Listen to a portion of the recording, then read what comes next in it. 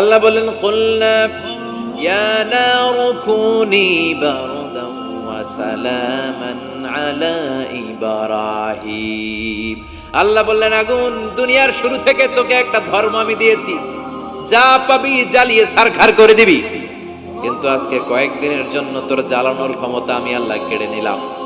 তে আমার ইব্রাহিমের জন্য ঠান্ডা হয়ে যা। কি হয়ে যা? তবে আগুন খবরদার এত বেশি ঠান্ডা হবি না যাতে ইব্রাহিমের সর্দি না লেগে যায়। সুবহানাল্লাহ পড়ে। আগুন বলে আল্লাহ বললা ঠান্ডা হ, আবার বললেন বেশি ঠান্ডা হবি না যাতে সর্দি না লেগে যায়। আমি কি করুম? আল্লাহ কয় বারদাউ ওয়া সালামান আলা ইব্রাহিম। আমার ইব্রাহিমের জন্য এয়ার কন্ডিশন, নাতিশীতোষ্ণ, গরম নয় ঠান্ডা নয়, এরকম জান্নাতের গুলবাগিচা হয়ে যা। আল্লাহু আকবার। সাইয়েদনা ইব্রাহিম আগুনের ভিতরে 40 দিন ছিল।